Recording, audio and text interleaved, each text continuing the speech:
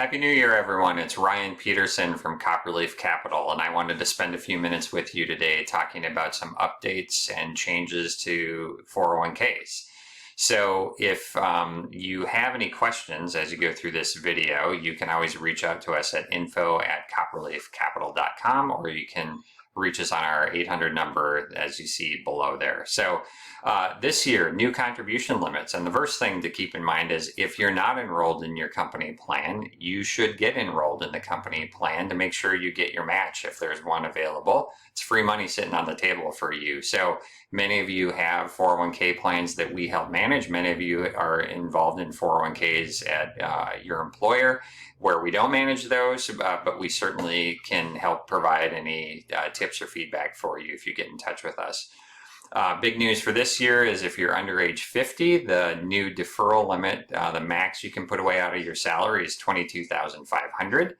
If you're over 50, there's an additional benefit of a $7,500 catch-up provision, so a total deferral limit of $30,000 this year.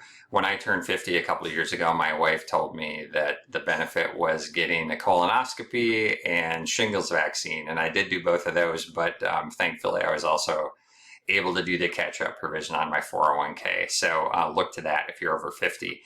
Next, traditional versus Roth. I get a question frequently from people about can I even contribute to a Roth account because I thought I make too much money to do a Roth. That's a Roth IRA, not a Roth 401k. So just to remind you again, a traditional plan, traditional deferral into a 401k, you're actually taking money out of your paycheck and it comes off of your pay stub so you don't get taxed on that portion. So there's a nice current tax benefit, but then all the growth over time and earnings that you have within that account, when you start drawing money from that in the future, it's fully taxable at ordinary income tax rates under current law.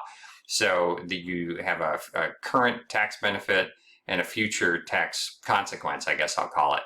With a Roth account, it's flipped. So you don't get any current tax benefit. So you're going to get taxed on the deferral that you put into the plan, even though that money doesn't go into your pocket. So there's a downside there. But on the other hand, then as that money grows over the years and years before you start taking distributions, all that money in the future comes out tax-free under current law. So that's a great benefit for the Roth.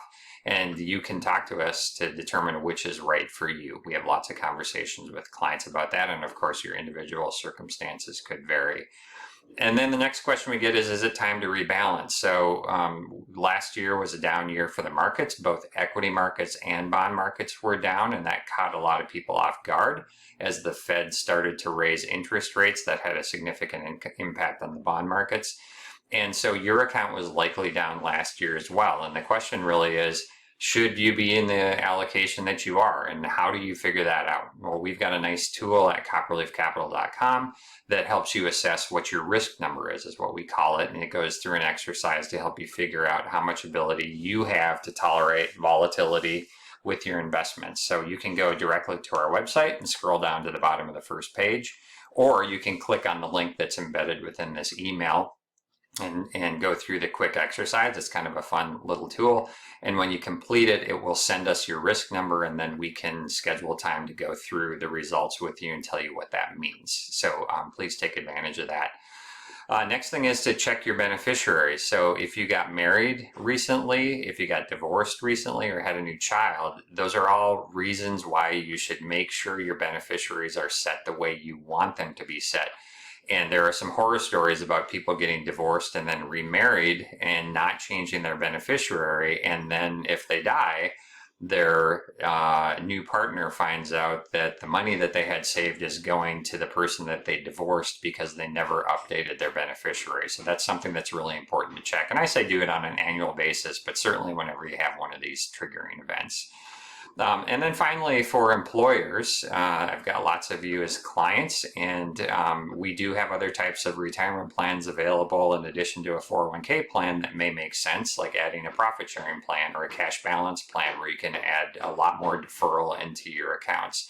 And if you're employees who work with us, of course, many of you have 401ks from old employers that are just sitting there, And you can either roll those into your new 401k plan, most likely, or if you want to have more control over the investment options, you could roll it over into an IRA. Either of those things we can help you with if you have questions about what to do with that.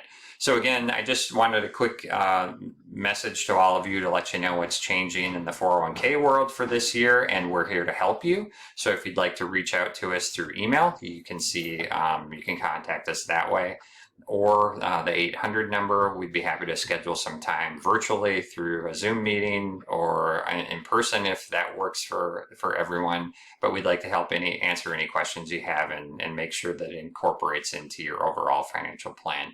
So we look forward to seeing you in this new year, and I hope your year's off to a great start.